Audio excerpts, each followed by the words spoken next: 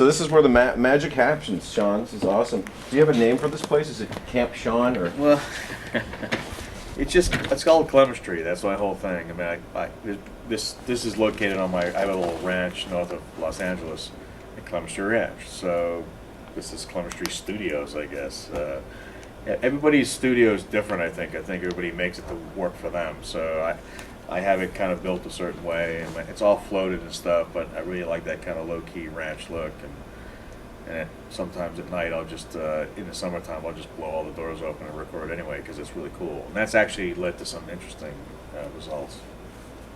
Really? In terms of what? I was doing a video game called Open Season, and I used to have chickens, and you know the coop's like right outside the main doors here. And it's like not really a smart thing to do, but well, I had roosters, and I mean they crow all the time. They make all kinds of sounds, and it was summertime, and I was doing these acoustic tracks, and I like to have air flowing, and that's just kind of how I am. And the rooster crowed at the most perfect time in this piece of music that I wrote and what I was playing. And the producers loved it. They were like, that was genius. I'm like, oh yeah, you know. The only problem is he never shut up after that. So, I mean, he ruined many more tracks, but hence I had to get rid of the chickens. But, you know, stuff like that. You never know what you're going to get. Or like, like I'll leave the doors open. Sometimes I'll have birds fly in and they'll be sitting there and they'll be tweeting and they'll get recorded. And sometimes it's cool, sometimes it's annoying, but it's really different. You know? Do you have a sound effects part of your catalog that is from the chemistry? No, I can make everything musical, but it's something I can think about. Yeah, another job, great. What work to do? Oh, so this is the gear you have here. You got these gig studios, gig samplers. You got some of the old Akai stuff, and yeah, it's really, you've got like a lot of vintage gear here, including some really cool items from the Les Paul auction. Yeah. My studio is a little strange. I'm still a fan of actually using mixing boards and things like that. I know a lot of people are kind of doing things in the box and stuff, but I just love having that separation. I'm used to mixing boards. I mean, stuff like that. But the studio it's a mixture of things. It's real vintage gear. There's old electronic stuff. There's prototypes. There's the latest and greatest stuff. Digital, analog. It's kind of a mishmash. I wired the place myself, and I did it so that it's completely backwards compatible to older stuff I've done. And what I mean by that is, if someone asks me for, hey, that thing you did in that show, 15 years ago. And you go, oh, okay. And, they might like the sound, they might like the tone, you don't know. So it's good to be able to call that thing up exactly the way it is. That's how my studio is designed. And so I can call up things as far back as then, and it comes up, everything is the way it sounded the day I did it. And then I can come from that really what, they're asking. Having said that, it makes things a little weird to every time you add a new piece of gear, it makes it more complicated, and I don't label anything, as you can see. So if I would ever die, nobody would know where anything's wired. But as it should be. But it's just kind of how I think, It's wild. But it's there's some cool stuff here, like it's fun. Yeah, you got some really great stuff. Now, is this where Wounded Warrior happened? And you can touch on that. Sounded like a really amazing thing with John Anderson from Yes. Yeah. I had, this is about a year and a half ago. Through a long thing of circumstances, I ended up getting asked to write music for this concert for the Wounded Warriors Trust, and it was being done at the Kennedy Center. And it's a charity. The idea was to help, veterans who've been hurt in war and get the care they need and all that kind of stuff. And I'm like, wow, this is great. I mean, I've never been commissioned for a thing like that. I mean, I've always been TV, film, video games, commercials, things like that. So this was something new and something I always wanted to do. But so this thing comes up. So I only had a few days to really put something together. So when I got asked to do it, I was, it was like I said, it was like a matter of days. It's like, well, what am I going to do? What do I want to pull for? And But you had a matter of days from the time they like, commissioned you to yeah, when you did, deadline. so actually, when it was all done, I had about 4 days, 5 Printing, days, the orchestration, everything. everything. Yeah. Wow. So it was like, kind of, okay, but I want to do something that really honors these people. You know, it was a really tight time frame, so it's daunting. So I'm like, okay, and of course, me being crazy, I was like, okay, I got to have a vocalist on this.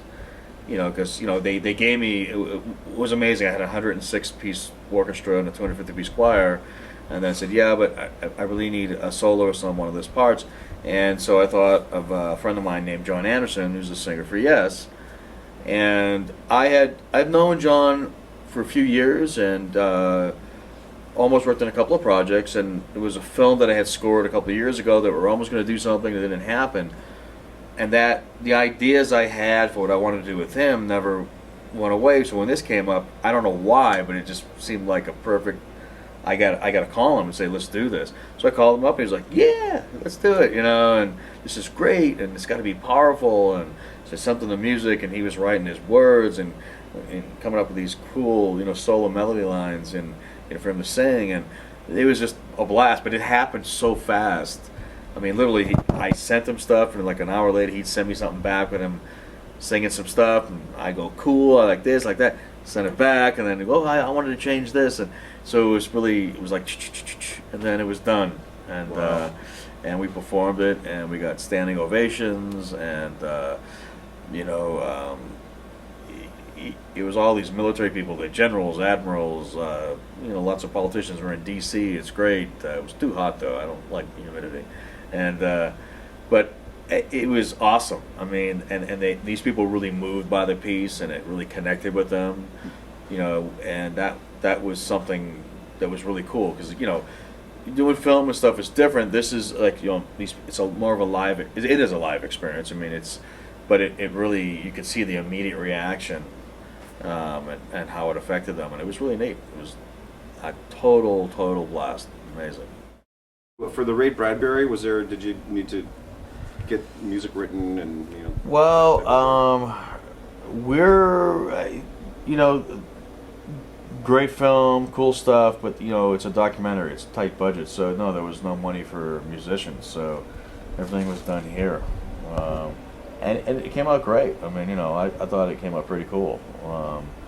Director loved it. People are happy. And when I see a film for the first time, where I'm spotting with a director or producer, we'll go through it. It's their vision of what this film is, and sometimes you can disagree, and you guys can talk about it. But right away, my first thing is please him and please this film, and that's my draw. That's my first directive. And then we'll talk. But I don't just focus on the film itself at that point. I want to know what makes this person make the musical decisions or likes and hates that he has or she has, and that's kind of where I delve. So what's their most of the time I spend talking to them about them. What they did this week, what they did last week, what kind of bands they into, what were their favorite films, what were their favorite scores, whatever. And that's going to help me guide while we're watching the film. There's very specific things that he's going to want. But I got to get into the psychologist guy, because I got to know why he asks certain things or wants certain things. I literally look at the schedule, and if there's so many minutes of music to be written, there's so many days, and I got to write this much each day. So I figure out what cue is going to be there. In that, I think I usually write the theme last.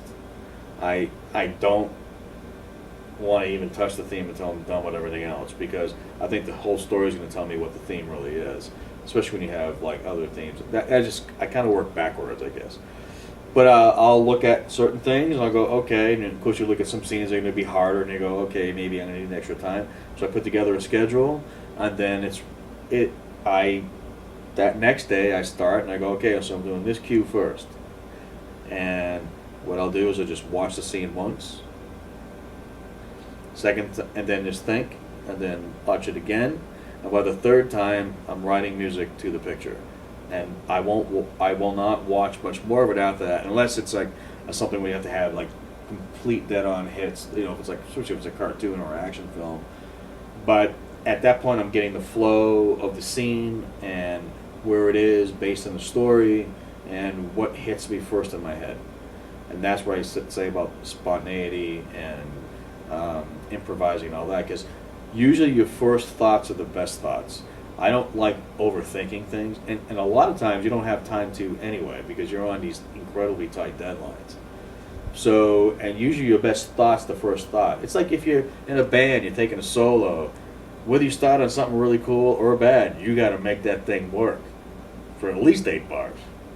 So that's kind of how I approach it with that. It's like, what is this telling me? Because this is my interpretation. Of course, later it could be done, and the director might go, oh, "That's crap.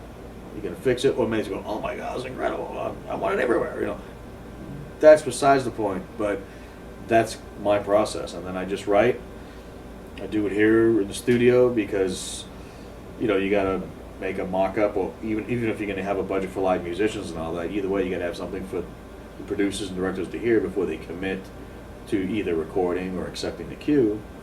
And so when I do this, I make things realized as best as possible. I don't make demos, I make final copies, basically.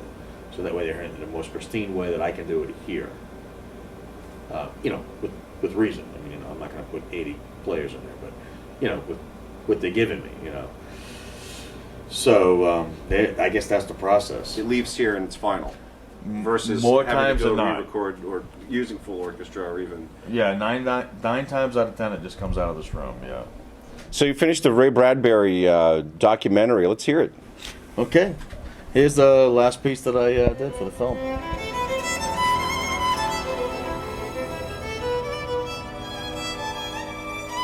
You go off in a spaceship That's right. like Buck Rogers That's right, yeah. and go off into the universe Absolutely, yes. and happy and waving and we're going. With, You're damn right. Yeah. and go to Mars first. Yeah, they're going to bury me in a tomato soup can. You want to put your ashes in A tomato soup can. and send it off Put them to there. Mars, yeah. That's great. Why a tomato soup can? Because I ate tomato soup all my life. And when Campbell's tomato soup heard about this, they sent me a case of Campbell's tomato soup. Well, you're going to need a bigger can. 'Cause I think you need about this much space. Do you want to talk about any gear? Well, I mean, looking around the studio, as far as some of the gear I use, it's, you know, some weird things. This is actually, I just got this from Roland. I am so psyched to be working with this thing, the V-Synth. It's really, really cool. I just got this and I'm just kind of digging in, so I got to, you know, get my head around it. There's things like that too. As you can see, I work with a lot, like you were saying earlier, vintage gear. That's an old emulator too. I still use it, 8-bit mono, but it has a sound. I got 2 synclaves buried back there. I don't use those all that much, but they have a certain tone. I'm all digital as far as what I mix. Well, yeah, you know, the final output's digital. I have 3 O2Rs that I link together, and then I use an old Mackie board as a sub mixer for other analog synths. Those are the only things I label, by the way, because I'll never know. And that gets fed into one of the O2Rs, but so I run everything live, like everything's, you know, happening. It's like these are all live musicians. Digital patch bays, old DX7. Oh, nice. Leaning against the wall. Yeah, you know, I'm eclectic. I have a waterphone, sitar. I got a theremin that was built for me by Bob Moog. And I use it. I mean, it's crazy. It's so cool, and I use it. And then tons of different guitars and amps, and it's fun. I mean, and like I said before, a lot of prototypes. Like I have something when I first was working with Yamaha guitars and amps. And we worked on a thing called the DG1000, and I got to keep the prototype, and it's really amazing. And that technology was like the first like really digital copying system, like, you know, so you'd have a digital version of what a Marshall JTM sounds like or whatever, you know. This is a 1960 Dan Electro. It's actually the favorite guitar that I own. That's the one I use all the time. In fact, when I first came out to LA, you know, drove across in a little car so I could only fit so many guitars. This is the one I mainly did, and I'd show up to do like a session or something. They go, "What the hell is that?" I'm like, "Trust me, it's great. It's awesome." You know, that's my baby. This is my waterphone.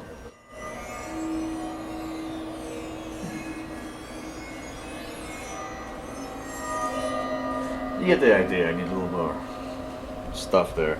And actually, we'll put some water in the middle of it, and that way you can bend notes. You know, in the film composer stuff, you always hear these sounds, and you have samples of them. I was like, going, I want the real thing, and so I ended up connecting with the guy who invented the thing, Richard Waters. No relation to the Pink Floyd thing, as far as I know. Interesting cat. He was, you know, living down in Hawaii. He was like, I said, "Hey, come on, you know, let me get one of these." And so he goes, "Yeah, okay, dude." And there it was. This is a '68 chorus sitar. I have two of these. I have a '67 and a '68. This is a '52 gold top with no serial number. So the '52 was the first year they made Les Pauls, and the first 200 had no numbers. You know, so that's what you're looking at there. It's one of the first 200 Les Pauls ever built. It's pretty cool. And I was fortunate enough to have Les Paul sign a pick guard for me. So you know, it's pretty cool. Hammond B3.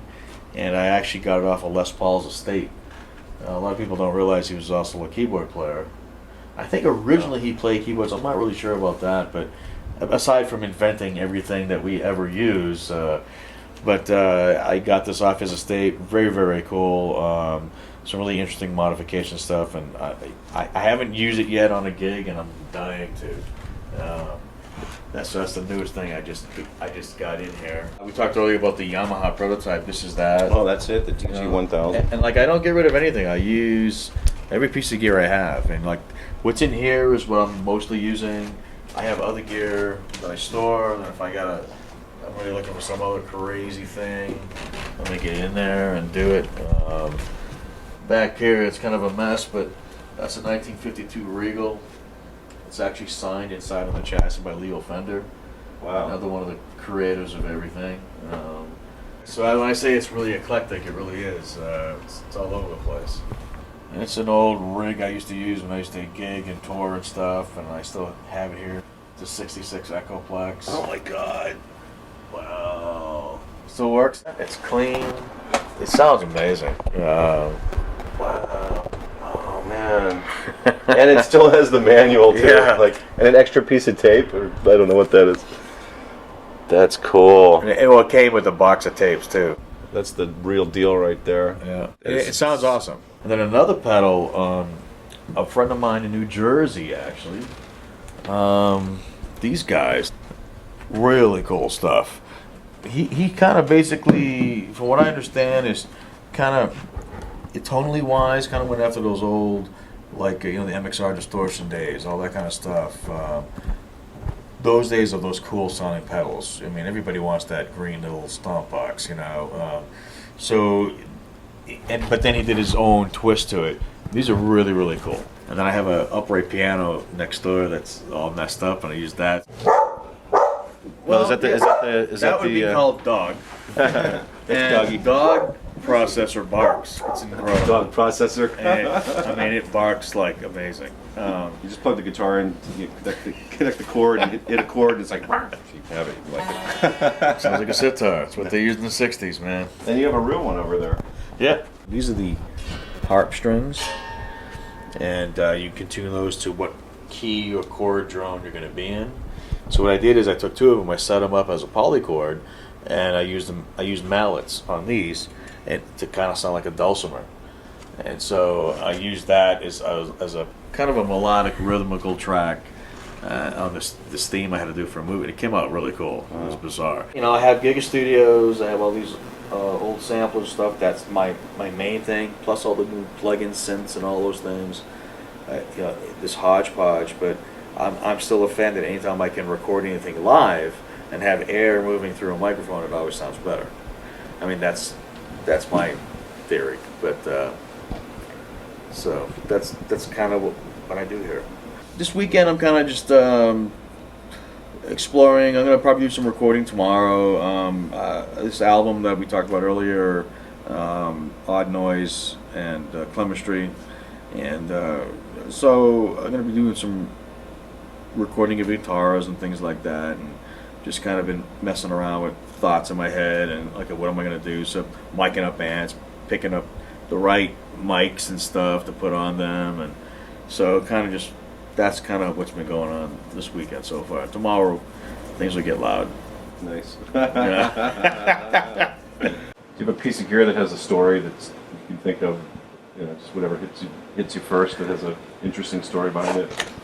Well, the only piece of gear that has the most incredible story is this. People ask me what this is. Now, technically I can tell you what this is. I took a CPR class, and when you go and work on a dummy, you pop these things in, and then you squeeze the nose, all that, and then they do a different one for each person. So I was like, wow, I gotta have a bag of those. Those are totally cool. So I used to put one in every room in the house, and that way, when my ex-wife used to complain at me and moan, I'd go. So she did not like this. They all pretty much disappeared except for the studio. And only one person ever knew what this piece of gear meant. And I had a party here, it was years and years ago, and a guy came in and he goes, "Oh yeah, man, talk to the hand."